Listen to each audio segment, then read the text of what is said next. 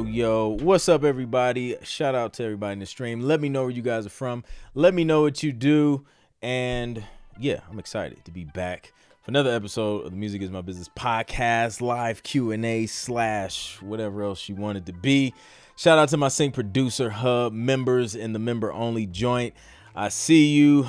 We got Larry Bradshaw in the building. We got Jamont Reese in the building. We got Gerald. I see you.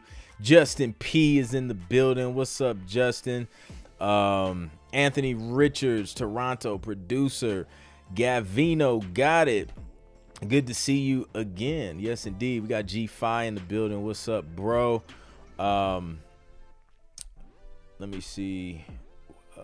Why? Okay, let's move that and then let's get that. There we go. So yeah, let me know where you guys are from. My name is Clint. I teach producers how to make money with their music by showing them how to produce, prepare, and pitch placement ready music for TV. Because if it's not placement ready, it probably won't get placed. Speaking of placements and making music for TV, we got a win in the community, the Sync Producer Hub community. Kadan, I see you. What's up? B-Rad Tunes and stuff from Sacramento, California. I see you. So one from Brandon, surprise win. So my orchestral metal project has been sitting at 0 Spotify plays for weeks. Then I noticed a bunch of people on listening now yesterday. Well, looks like some playlists got a hold of the single. 700 plus listeners in a day, pushing it into the pay range. I think I'll have myself a coffee. Let's go. It looked like the streams might go ahead and pay for that coffee. Brandon, shout out to you. That's what's up. Yeah, this like up. He shared a screenshot with us. It's like up 1,579%. That's what's up. 726 listeners, 1,108 streams. That thing spiked. So yeah, it looks like yeah, it hit some playlist or something. So that's dope. That should definitely bring in a lot more listens for everything you have on Spotify. So that's what's up, man. Love to see that. Miguel in the building. I see you, Miguel. What's up? So yeah, listen, Q&A. I'm an open book this week. If you guys have any questions, drop them in the chat and we'll talk about it. We will absolutely talk about it. Let me see if somebody mentioned anything in the community. I know I've been dealing with tech issues with Contact 7 this week, which has been just weird. It's been doing it for a while. I was talking to some TV placement mastery students last night, and they've been dealing with the same thing apparently. So I think it is definitely a contact issue. I think some people inside the Sync Producer Hub said the same thing. So yeah, I had a super quick turnaround brief this week, and I think I worked on the track. It hasn't been sitting that long. Like I did it maybe around this time last year. So everything should have been up to date. Like I haven't, changed anything dramatically in my setup. So yeah, open the session and then notice like Contact 7 loaded like the plugin, but then inside of Contact, where you kind of upload you kind of start the sound library, there was just nothing there and it was blank for like a couple sounds. So luckily, because it was a track I already did for sync, I had all the stems bounced out, and all I had to do was just drag the audio for those particular tracks back into the session, and then I could finish kind of doing what I needed to do, which was basically kind of trailerizing this track. So I'm glad I at least had those bounce. I usually will create a second or what do you call it, an alternative session in Logic with just all printed audio versus the MIDI stuff, and then I'll keep that MIDI session just in case I have to swap something out or need to move some notes around or whatever. But I always like to have those two sessions because of stuff like that. Had that happen to me in the past, and yeah, I was able to solve it a lot quicker this time, which was great. So Yeah, super dope. Somebody asked new to sync format. Caleb Cox inside Sync Producer Hub. Hey, he says, hey, all, I've got a potential track in progress that would be great to get some input on how to improve for sync. I'm still very new to this world of music, and I'm trying to learn more about the progression, length, pacing. But honestly, I have no idea if I'm on the right path with this one or not. Oh, so it was feedback. He posted this in feedback. So yeah, that's something I'll have to listen to, which if y'all stick around, we're doing live music reviews after this. So definitely stick around for that. But yeah, structure, format in music and sync is super crucial. You guys hear me talk about it all the time. Justin P says, good thing you bounced it out. Yeah, absolutely, man, because I don't know. Like, I mean, I had the MIDI there, so I could have swapped the sound out, which means I would have had to listen to like the bounce version of the file and see what sound that was, and then try and find something similar, which would have just ate time. And you know, when you're working on like those quick turnarounds, man, you really don't have a ton of time to do that. So yeah, man, I'm glad I had those bounced out. It made it a lot easier. Gary Walker's in the building. What's up, Gary? B-Rat says, could you discuss layering synth horn tracks for a fuller final sound? I've heard layering is important, but unclear if we make just the same duplicate track or if the layers are tweaked certain ways. That's a good question. So when I think of layering, sometimes it is just duplicate. I do it a few different ways. Like some, it's just literally duplicate, have a synth playing something, and then have the horns playing the exact same thing, just switching sounds. You know, one is synth, one is horns, same chords, literally same MIDI region and everything. And then there's other times where if I want to add a little more depth to the mix, I may duplicate. Let's say, for example, there's a synth melody.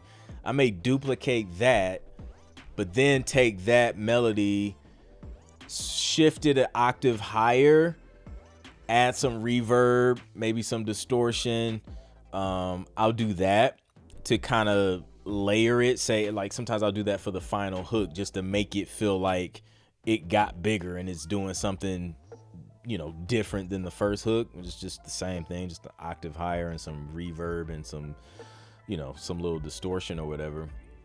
So I'll do that. Sometimes it's just a copy and paste, add distortion, add reverb, keep it the same octave. So yeah, that's how I usually do it. You know, it could be a different sound, it could be the same sound, and then minor tweaks. As far as EQ, you can even, you know, tweak the EQ, add some plugins on there to create some, you know, some cool effects. So yeah, I've done all of that. You can get real creative. Miguel says, I've gotten to the point where I've been using the same virtual instrument, same sounds and same plugins, mostly stock plugins. I don't know if I should worry, or maybe I found my lane in sound.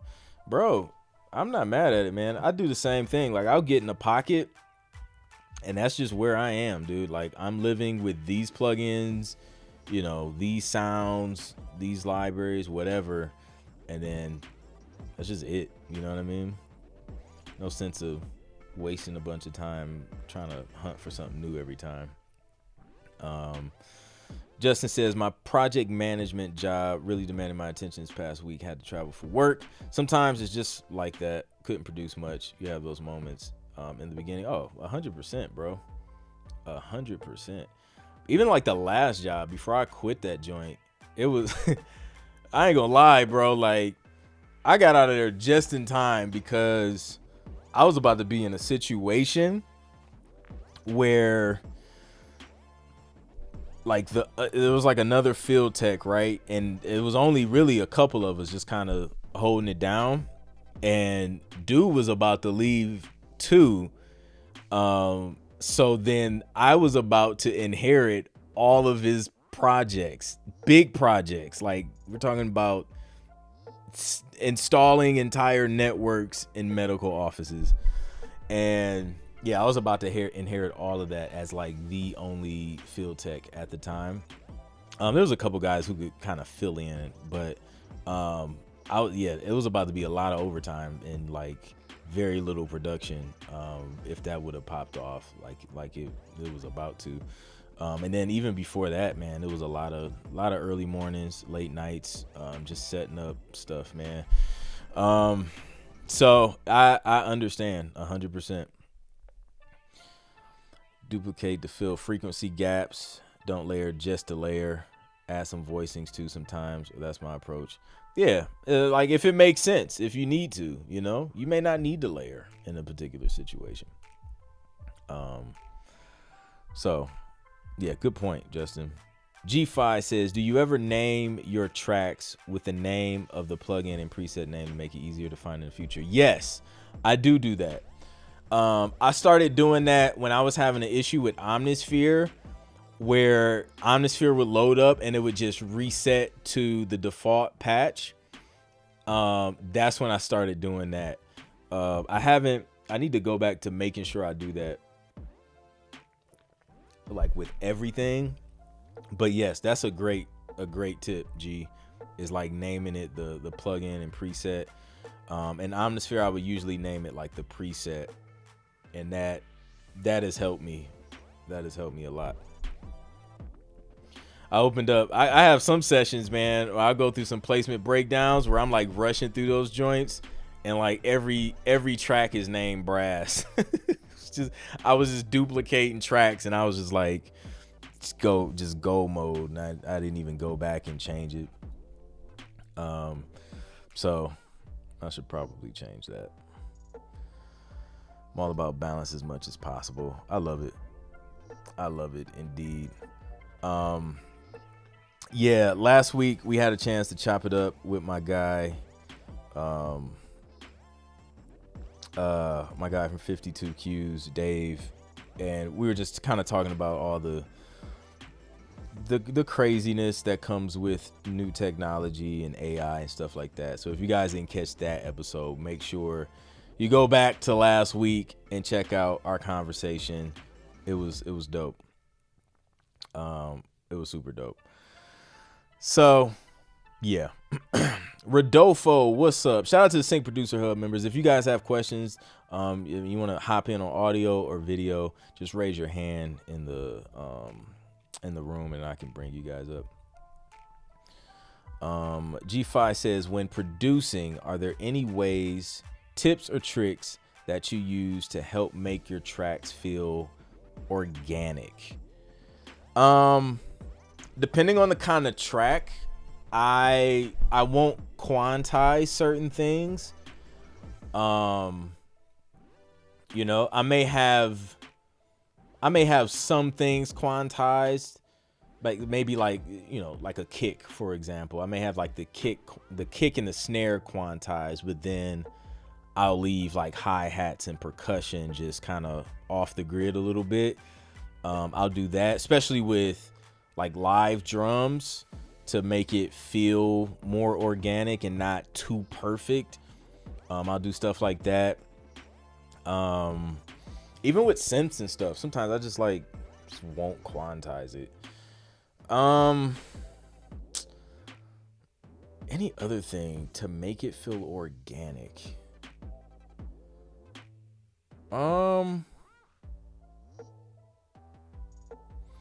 Like if it's something time period based, right? So if someone's asking for like some soul music from the 60s or something, in order to make that feel, it's challenging, especially when you don't have analog gear, because that's what that stuff was on, and you over here sitting with your all these fancy plugins and stereo field that you're working with, when back in the day everything was like mono. So to make stuff like that feel organic, I may switch the mix to like a mono mix.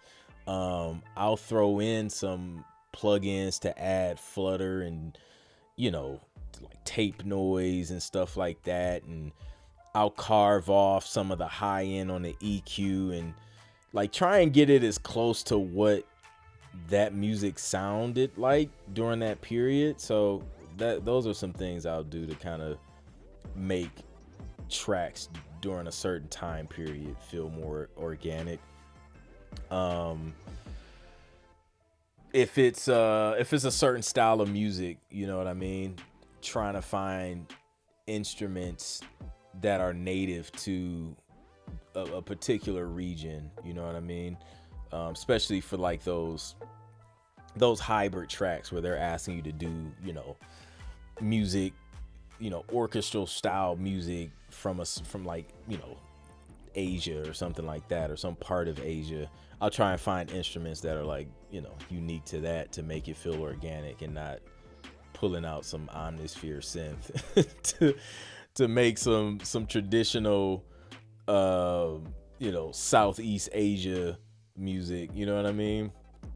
And then I'll reach out, like if I know somebody who I know, like I reached out to one guy, like I knew he was from China, and I was like, bro, like first off, I'm clueless. Like what do you listen to like traditional Chinese music, and what instruments are like, you know, what do you hear the most? And honestly, he had no idea. He's like, honestly, bro, I listen to hip hop more than anything. So he was no help in that situation. But I'll try and like ask people who I know, who I feel at least would have a better idea, or who, like that's where they come from, and they have roots in that, to kind of get perspective if I don't know. So that's a trick that I'll do to get things to sound more organic. Yeah. What's up? For the new people joining, if you guys have any questions about sync, music production, music business, drop them in the chat. I'm answering them for like the next 40 minutes. Download RC20 for an organic sound, right? Seems like pitch bending, slides, glides on some instruments help make it more organic also. Oh yeah, for sure. And just thinking about how an instrument is played, right? So like if you think of a guitar, I'm a keyboardist, right? That's like my main instrument. A guitarist is not about to play like these 7-8 finger chords on a guitar. So like for me to just hit that with a guitar sound, it's not gonna work. Like, it was like, there's no way this man's fingers was doing that on a guitar.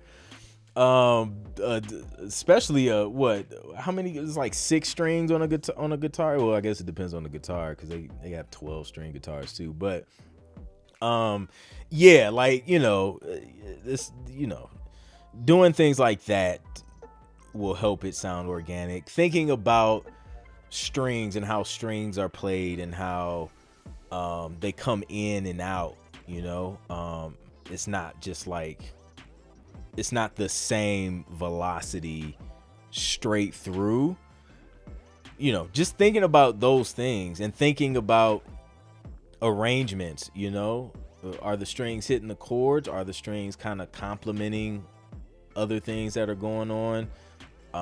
And then different string sections, where are they placed? Like if you're listening to a live orchestra now, I think like most string plugins now, they kind of automatically arrange where strings are, like your basses and cellos and violins and violas. It's kind of already mapped out in as far as where they're sitting in your mix. So you don't have to worry about that too much. But if it's not, thinking about that, like I know my wife played violin for years, like in school. So I would ask her, like, where does each of these instruments sit? So I can make it sound as authentic as possible when I create string arrangements. So things like that. And then here comes Michael Connor, the string master, man. So yeah, those are a few tips. TuneEdge accepted my audition track and then rejected everything else since. Oh, that's come on, TuneEdge. I'm not familiar with them and wondering if there's a way I can know what may be wrong compared to the first submission. That's I mean, that's tough. I don't know if they'll tell you that specifically, of why like it wasn't a good fit. But yeah, I'm not sure. You know, that's one of those, it's one of those preference things. It's like preference, timing, and kind of matching that. But yeah, I'm not sure. But at least you got in, so that you can continue to submit. Happy Friday, all. Working on a mix to submit to music supervisor for a show I was background actor for. Wow. Michael's gonna be all over that. Literally going through the Urban Mix and Made Simple course again. Shout out to the hub. Let's go. Listen, I want to make sure y'all have everything y'all need inside the Sync Producer Hub. So the Urban Mix and Made Simple course is in there. Vocal Mix and Made Simple course. How to structure instrumentals for TV course. Road to 10 placements. What else we got in there? There's a bunch of other stuff, like some business stuff. All types of stuff.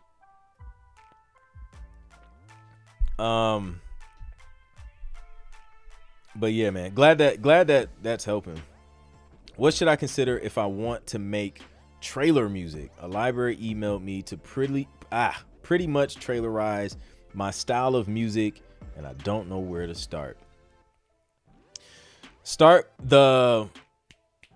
Miguel, I don't know if you got it yet. The Trailer Music Boost Pack. If you don't have that, Flares and I created that. There's a link to it inside Sync Producer Hub too. Get that, because he includes a guide. Even if you don't use Logic, he includes a guide via like text where you'll know what each section is doing.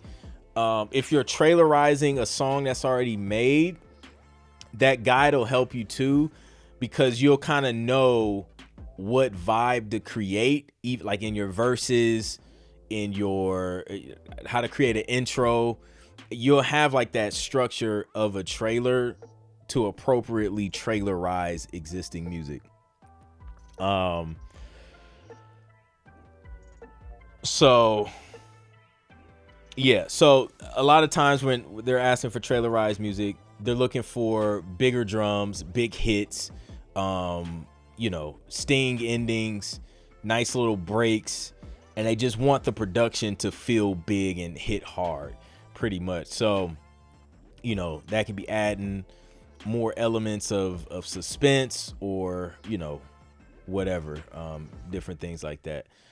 So that's typically what they're looking for when they're talking about like trailerizing music. And then sometimes if you're like trailerizing like a song that's not yours, sometimes it could just be taking a couple clips and just, sprinkling in here and there, but it's all within like this trailer structure. So that's why I said that Trailer Music Boost Pack could help you. Help you a lot. And then for those listening, if you're not inside the Sync Producer Hub, you can also get access to the Trailer Music Boost Pack at clintproductions.com as well.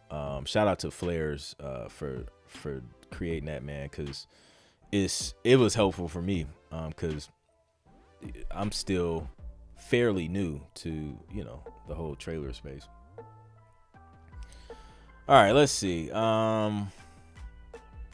Yeah, most publishers don't, B-Rad. It's just like a yes or no, and they just keep it moving. Like either it fits or it doesn't. That's exactly why we do the music reviews inside Sync Producer Hub, so people in there get their music reviews. And we also have like a peer feedback section as well, because it's tough, man. The challenging part is most of us are willing to do the work and make the changes to the music. We just need to know what to change. And I'm sure that's probably your situation, B-Rad. You're like, yo, you just tell me what was wrong with it, I'll go back and fix it, resubmit it. But a lot of times they don't. And it's not that they don't want to, it's just like they just don't have the time to. So that's why I do what I do here. So you guys can get some type of feedback to see if you're like at least in the right direction, or if it's just like, hey, we just need to continue to work on the production. So yeah, seeing if I can get a rough mix submitted for the review show if there's time, for sure. But yeah, we got like 30 minutes, so you may be able to squeeze it in there. What's up, Khalif? Good to see you. B-Rad says that boost pack is definitely worth it for me. 100%, man. It maps it out, man. It really does. Because, like with trailer music, also a big thing in trailer music, like the 3-act structure, which is clearly outlined in that boost pack as well. So you can like take your song and like kind of turn it into, kind of have these 3 sections that are doing what they need to do. So yeah, it's fun, man. I've been having a lot of fun trailerizing stuff. One day maybe I'll be able to play some stuff for y'all. It's like I have a lot of stuff that's just like kind of up in the air. I can't really share it yet. But once I have the opportunity to.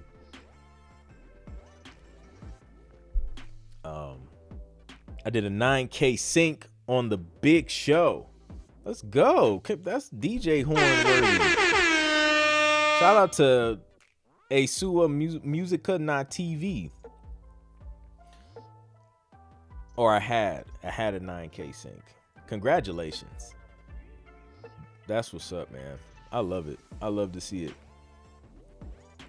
There's money out here, man, and it's plenty to go around, like I know it's a lot of people trying to break into sync, but the truth is most people don't know how to, number one, properly structure music, number two, who to send it to or who to find people to send it to, and number three, how to properly prepare the music to pitch it in the first place. Most people don't know how to do those 3 things: produce, prepare, and pitch. That's why I teach those 3 things, because you're gonna set yourself apart from everybody else who's just like, oh, they heard about sync licensing and they just go pitch blindly, or do a bunch of mistakes that they could avoid, honestly, if they just had a community like Sync Producer Hub. Just saying. But yeah, I love it, man. I love it. But that's what it takes, it's just knowing the right information, man. And it makes things a lot easier. People all the time like, man, this is the hardest thing I've ever done. It's like, I mean, it's not easy. I'm not going to say it's easy, but it's simple. Like, you can grasp the concept if you know how to learn. I think most people's problems, they don't know how to learn. They don't know how to go find the answer, find information. They just want it. They just want the answer. They just want to give it to them. Given to them. Thanks, man. I'm from Brazil, working with Sync at least 8 years and trying to spread my experience with Brazilian producers. Let's go. Shout out to Brazil. There's a lot of talent in Brazil. Great people. I love it, man. Got one from G5. Anyone creating their own sounds by recording things around the house or outside with their cell phones or external audio recording devices like a Zoom H4n or Tascam recorder. Sound design, basically. I've done some of that stuff. I need to do more of it. I've sampled a vacuum cleaner, a Nutra Ninja. When we were in Miami for I did a producer mastermind in Miami a couple years back. Went to the beach and sampled random things that I still have the recordings. I haven't done anything with them yet, but it was like I sampled me catching a football with like random people on the beach. They let me play catch with them, hitting some, I don't know, it was like some, I don't know what it was, like a boulder and some sticks, some rocks for shakers, percussion, all types of random stuff. Like, I was whatever, let's record it. So I've done that. What else have I? Oh, I actually sampled my kids. I know Trey, I sampled his heartbeat. That was our first kid. I turned it into a track. I recorded the other two kids. I just gotta get around to making the track. I better hurry up before they get old to realize like they don't have a track like their oldest brother. I gotta finish that. But yeah, I recorded their heartbeats before they were born at the hospital using the little, the heartbeat monitor thing. And then I, turned it into like some lo-fi chill music. So that was fun and special. And then, I'll play it for them when they get old enough to realize. They'll probably think it's trash, but whatever. I've gotten so used to the sync structure that now almost all my songs that are not meant for sync are arranged in the sync format. I love it. It is now ingrained inside of you. Pause. It is now ingrained in your brain to structure for sync. That sounds better. Let's roll with that. Firstborn privileges. I know, right? It's like, yeah, man. Yeah. The first is just like, man, you're super careful with everything. You're like, a lot more cautious. After that, it's just like, they're fine. They'll be all right. So yeah, same here. Yeah, it's dope. But yeah, man, like sampling random things is fun. I like it. Does Trey get royalties from those beats? If he ever finds out there's money on the table, he'll be after you. He gets royalties in the form of all the food he eats every day. This dude has an endless stomach, dude. So yeah, we'll have to discuss that. It's like you're getting food and shelter for free. But no, I am gonna set them up honestly with some PRs. You know what I want to do? I want to do an experiment. I'm gonna register them with like, different pros. I'll do one BMI, one with ASCAP, and then we'll collab on a track, and then we'll just split the royalties like right down the middle. I may do it. I don't know. I'll do it maybe I'll do like, well, no. So I have 3 kids and then it's me. So we just do 25% each, right? So this is the plan. I really don't have to do it. I could do it with 2 to get the information I want, but whatever. What I want to see is the royalty pay difference between CSAC, ASCAP, and BMI from the same placement. So if I can get them registered and then get a placement, I'll be able to see and compare, and then I'll be able to share it with y'all. Like, this is the difference. This PRO paid more, and we all had the same percentages. Yeah, so that's gonna be my case study. I'm excited about that.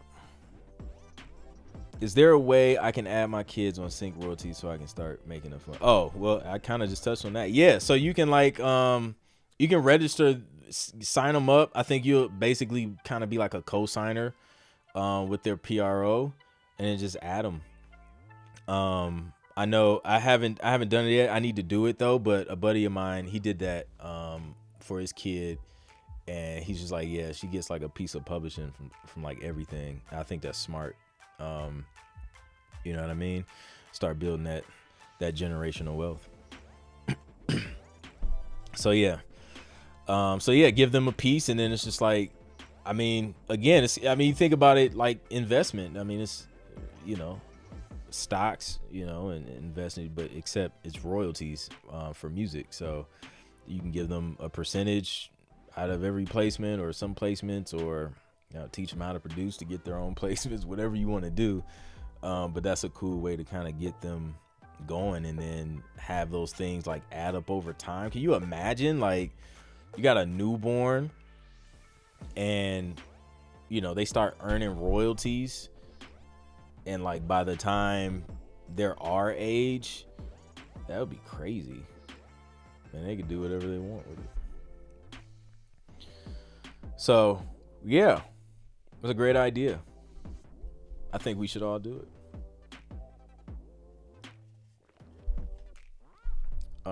Yeah, because I've been using Fidelity for stocks and I have them as beneficiaries. I was wondering for Sync. Yep. Indeed. Music dividends. There you go. I love it. That's why I love Sync, man. I really love, like, my favorite, like, Sync fees are cool, but like my favorite part for real is just like the royalties, getting paid multiple times for work I only had to do one time. I love that. I was told having multiple pros wasn't possible. Is it different for syncing? No, you're right, Mimi. That's why we're gonna use our kids. We're gonna leverage our kids to sign up with the different PROs because we're all different individuals. So you as a writer, you can't be a writer with multiple pros. You can only be with one. If you're a publisher, you can be with all the PROs if you're registered as a publisher. But the workaround is just like, yo, get your kids signed up with the ones that you're not, and then just add them as a co-writer. Boom. It's a done deal. Do you have sync formats for us? Let's run through it very fast. Like I can't obviously I can't go into detail. I have placement breakdown videos that'll kind of give you an idea on this channel. You can go through those, but quick rundown.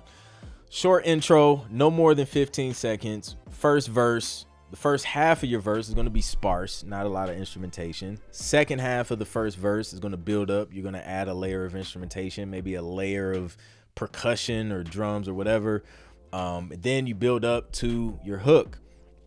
It's going to have all the layers of instrumentation. You bring all the drums, all the synths, all the whatever, your main melody, have that hook strong. You're building up to the hook. And then from there, you break back down to a second verse. During the second verse, I'm usually taking some drums out, maybe taking some sounds out, maybe doing a slightly different melody, just depends. And then we're just building back up, adding another layer in the second half of that verse, building back up to the hook. Depending on where we are time-wise, I try and stay between 1.5 minutes to 2 minutes. Depending on where we are there, I may double up on the hook and add like an additional layer of something to just make it feel bigger. And then finally we end with what we call a sting ending. And that's basically the root or tonic note of the scale that your song is in. And it sounds like dun. That would be a sting ending. That's the best example I can give with my monophonic voice.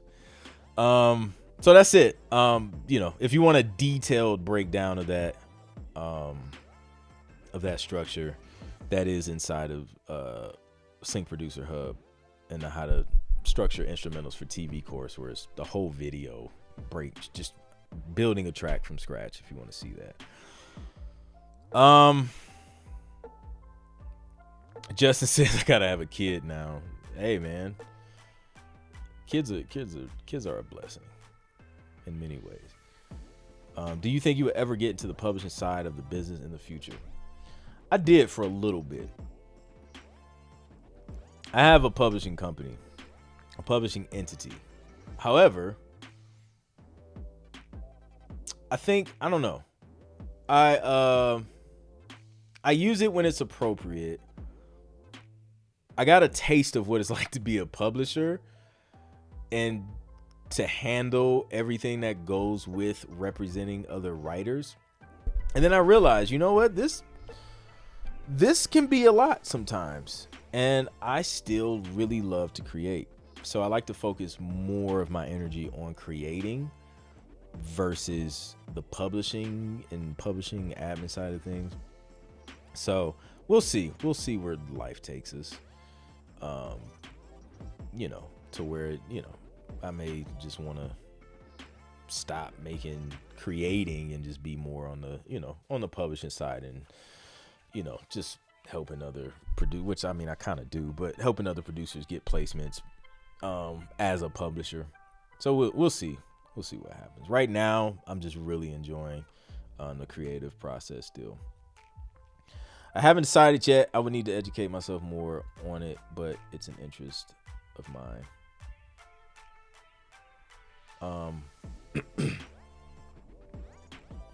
Yeah, don't do what I do and have all that high energy Red Bull hip hop structure.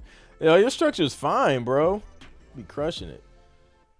Larry Bradshaw says residual income is where it is for me. I'm looking at retirement pretty soon, so placements are a must to supplement my income. Yep, exactly, Larry. Like I agree 100%. I think Sync is like it's an amazing retirement plan, and I'm gonna share with you guys like how you can like supercharge your retirement just with royalties, and you can do this even if you have a job full time, making as much music as you can. So when I first started, I'll say maybe like a few years in the Sync, still having a full-time job, I could generate what was that? It was maybe like $5,000 in royalties a year, right? It's super doable with just putting in a couple hours every night after work. Super doable. You can make an extra 5,000 plus a year just from royalties. So I was able to do that. So now what if instead of taking the 5,000 and just eating it, whatever, buying more gear, you know how we are. What if you took the 5,000 and then you put it into an investment account or a retirement account, a Roth IRA, Roth specifically because of how that joint compounds the interest. So like every time, and I think with Roth accounts, like the more often you like add money, it's just the compounding is insane. So if you got $1,250 per quarter, every quarter you put that $1,250 into a Roth IRA. I'll tell you what. Let's pull up a Roth IRA calculator. We're gonna see what this looks like, and so we can figure it out in real life. Screen share. What time is it? I have time. Okay, so let's find a Roth IRA calculator. We're about to geek out. I don't even know how we got here, but all right. So let's use. I don't know. Doesn't matter. They're all the same thing. All right.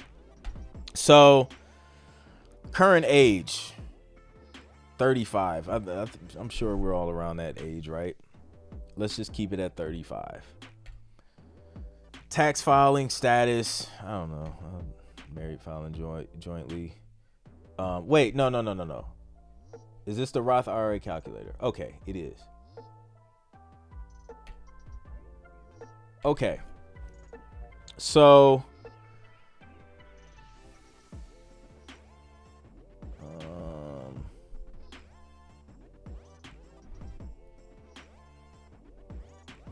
okay. So annual income. I wonder if I should put. Yeah, let's put 5. I guess 5,000. Because I don't want to count like just what you make from your job. All right, so annual income 5,000, starting balance 0. Like we're just starting from scratch. Annual contribution 5,000. Average rate of return generally around 6%. I feel like that was lower. I thought it was like, or maybe I'm thinking about the S&P 500. I thought it was around like between like 8 and 10, but whatever. Inflation, the economy is probably lower now. And then retirement age 67. So by age, if we started now, if you're 35 now, married filing jointly by 67. So it's like 32 years. You'll have $481,716 in that account. If you're single, it doesn't really change anything.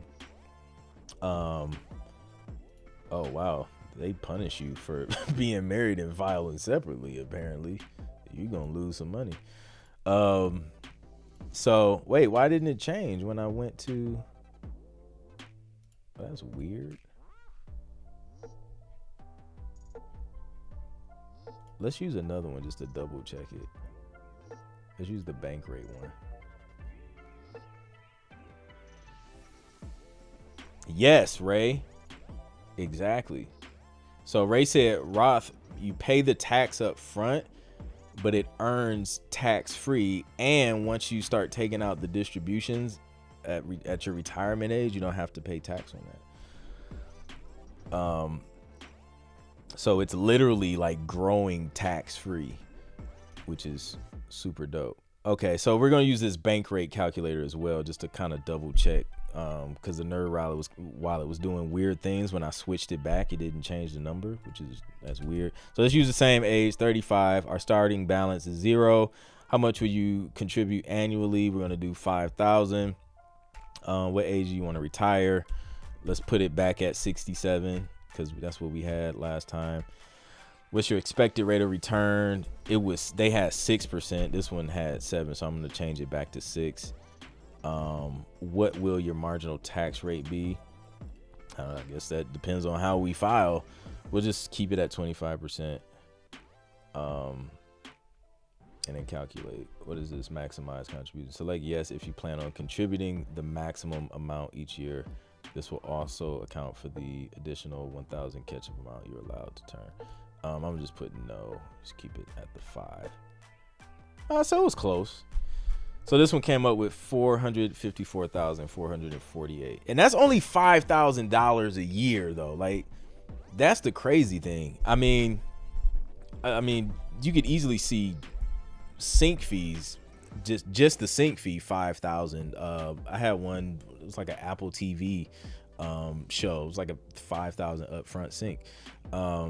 So, bare minimum 5,000 just in royalties passively. And the dope thing, this is the dope part. The 5,000 that you're making from the royalties is not like you get you remember when we were getting stimulus checks and stuff like that during COVID? You only got that joint like the amount of times that they were giving it out, and then they stopped, and that was it. There's no more extra money. With sync, usually once the royalties start, they don't stop. So it's not like you just got 5,000 and now you don't get it anymore. It's like, no, like you will continue to get royalties, and those royalties are growing as you grow your catalog every single year. So now you may be able to do more than 5,000 next year or a couple years later, and then depending if you get a nice sync, upfront sync fee come in, you may want to contribute a little bit more or whatever. So it can be super powerful if you group it with a nice strategy. Even if you don't want sync to be your whole thing, you can use it to fund your retirement account and make your music work for you, man. So that's why I love it, man. It's a great tool. And not only that, but you build up a catalog of music. Now you have, it's getting juicy now, man. I'm getting excited just talking about it. Now you have intellectual property that you can actually leverage and borrow against. So now you can get super hyper ninja tactical with it and borrow against a catalog of music that's earning you royalties every quarter, because like the banks will see that, this is like a catalog of music that earns money. You can even get a loan from there's like royalty loan companies out there. Sometimes that's a whole nother subject, but now you can take that catalog, borrow against it, take a loan, go purchase some real estate, a rental property or something, leverage the loan and then put a tenant in there and have the tenant pay the mortgage off, and then they're paying it. And there's a lot of things you can do, man, with music if you have the knowledge. So it's powerful. So yeah, hopefully we're in a high tax bracket. I know, Ray. Exactly. I didn't know about the Roth IRA calculator. Very helpful. Thanks for sharing that. No doubt, man. Hope it helps. Miguel says that's one of the reasons I wanted to start Sync. I know I have what it takes to make it, so I might as well continue with my day job and use the Sync money for investment or create more passive income and eventually quit my job. Yeah, I love it. I love it, man.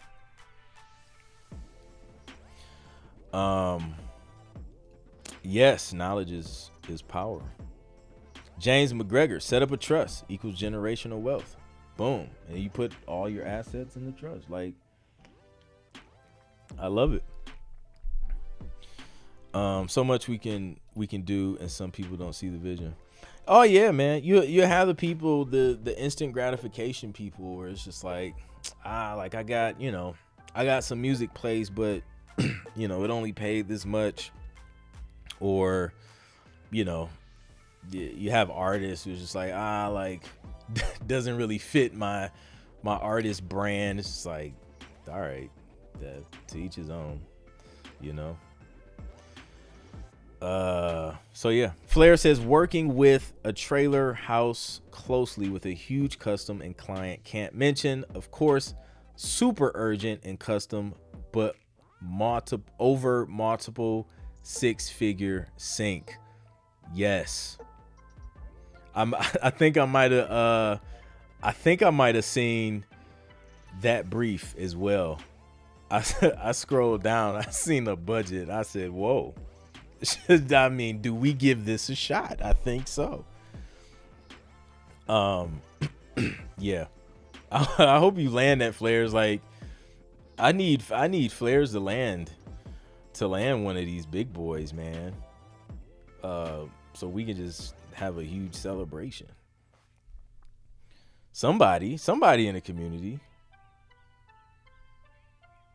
Biggie said, if you don't know, now you know. There you go. Congrats to Flares for getting the opportunity, man. So yeah, those are those last minute projects, man, that you just like. Those are the ones I'll burn the midnight oil for, man. Like we pull in an all-nighter tonight because you can't not take advantage of those kind of opportunities, man.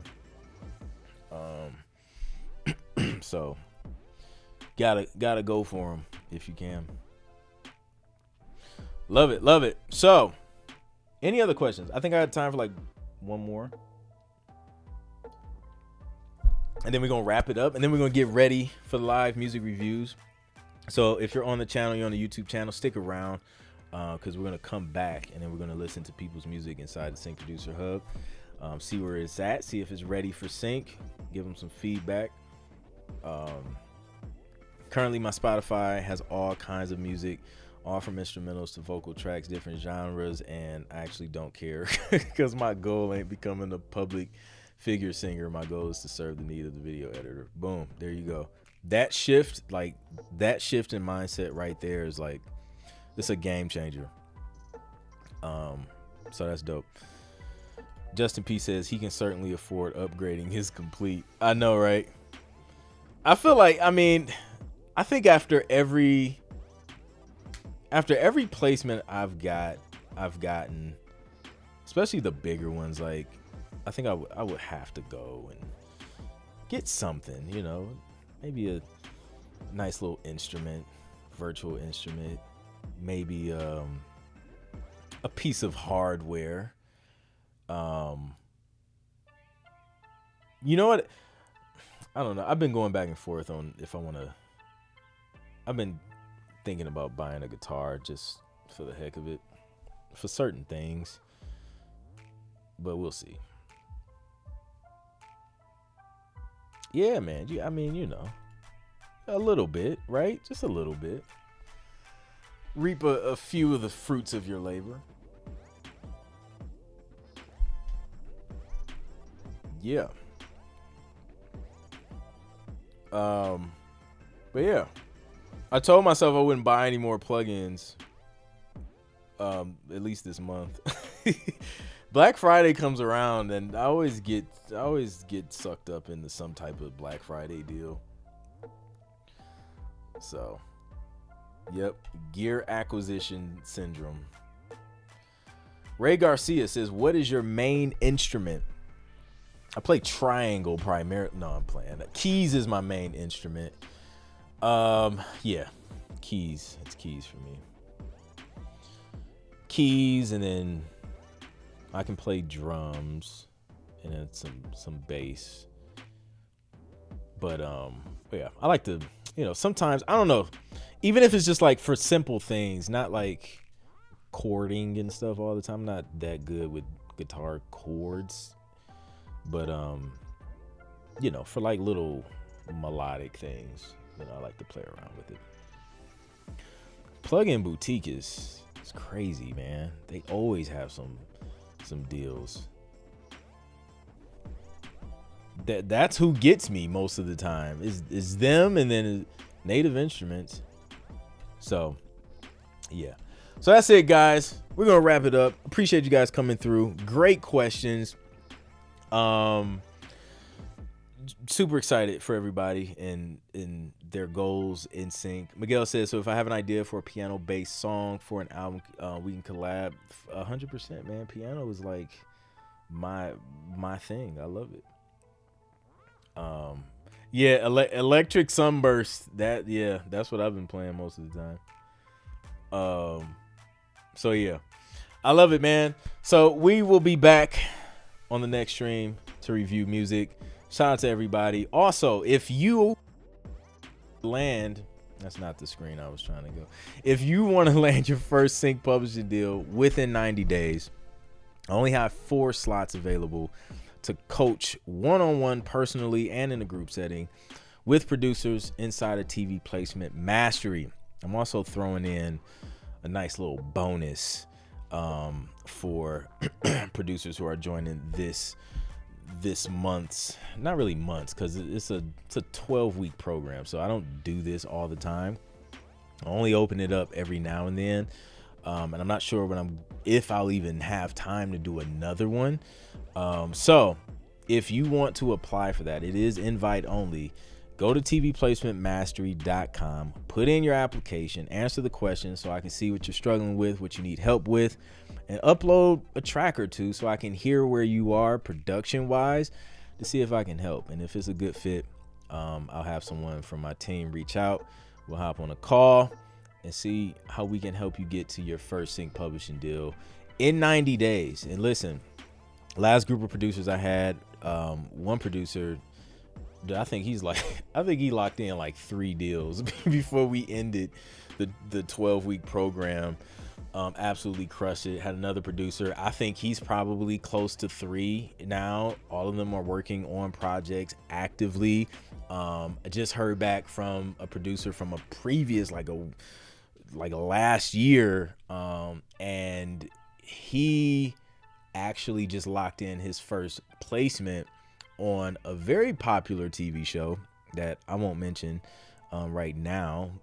So I told him to let me know when it drops, and he's actually going to get one of those TV placement plaques back there that I give people when they land their first actual placement within the year of finishing TV Placement Mastery. So super excited for the producers who are going through this program. They're applying the information and they're getting results, and they're getting repeatable results because I'm showing them a repeatable process, and I can do the same for you as well. So go to tvplacementmastery.com, fill out that application. I only have 4 slots and we're highly selective. So make sure you upload your best music so we can hear what you can do, and then we'll go from there. So that's it, guys. I'll catch you on the next one. Peace.